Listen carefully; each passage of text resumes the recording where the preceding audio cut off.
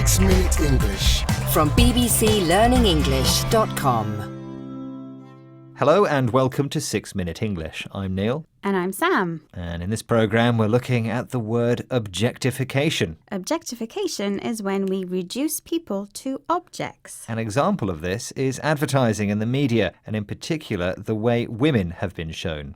Impossibly attractive and implausibly perfect models.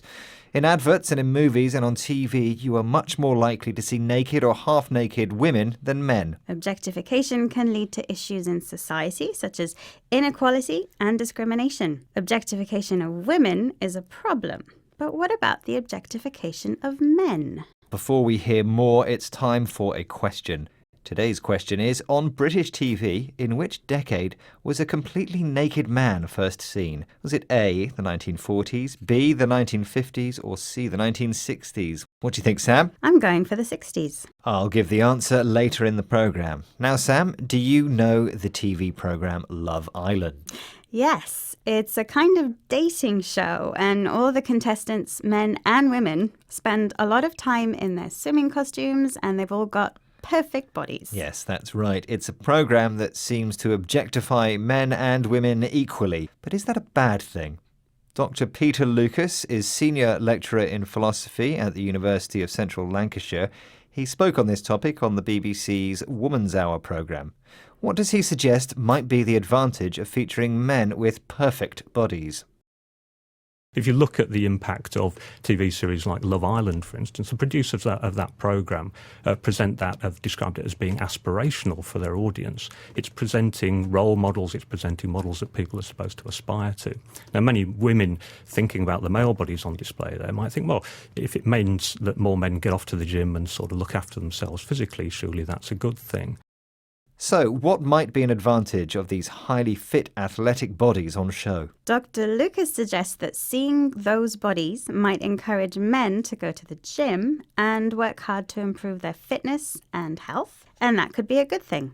Yes, the people in the programme are described as role models.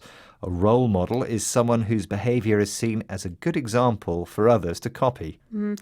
I'm not sure the behaviour of the people in Love Island makes them good role models, but perhaps from the point of view of their physical fitness, they give us something to aspire to. If you aspire to something, it's something you can aim for, something you want to achieve. Dr. Lucas also used a related word, aspirational. The TV series Love Island was described as being aspirational.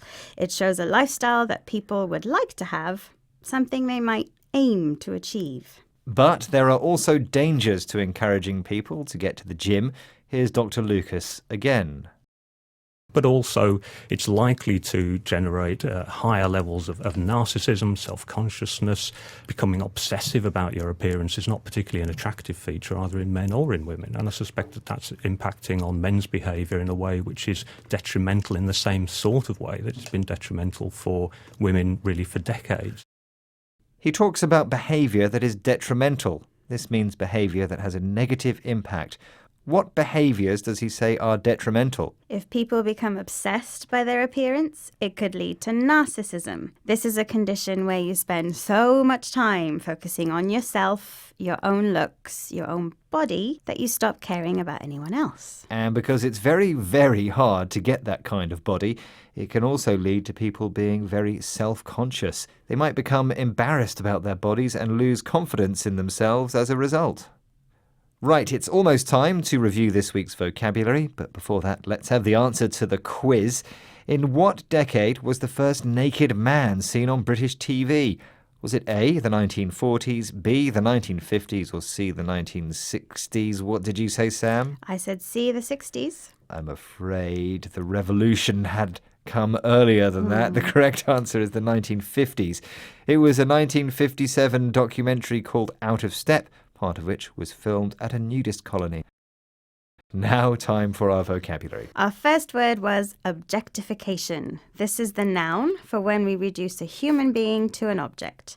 We don't think of them as a real person anymore. The verb is to objectify. Someone whose behaviour is a good example that others want to copy is a role model. When it comes to presenting 6-minute English, you are my role model, Neil. Oh, you're too kind. And I aspire to your level of professionalism, Sam. To aspire to aim to be, to hope to achieve. That is related to the next word, aspirational. This adjective is used to describe the desire to improve parts of your life. For example, getting a better job or a better body. Aspirational TV programs or adverts show lifestyles that people might want to be theirs. Our next word is an adjective for something that is bad for you, something that has a negative effect. The adjective is detrimental. We heard that aspiring to the perfect body can be detrimental because it might lead to narcissism. Narcissism is the term for someone who is so obsessed with their own body and life that they don't care about anyone else. Achieving that perfect body is incredibly hard and impossible for most real people, and not achieving it can make people overly self-conscious, which in this situation means that they can lose confidence in themselves. That's all we have time for today. Do join us next time, and remember you can find us on the website bbclearningenglish.com. Bye-bye. Bye. 6 Minute English from the BBC.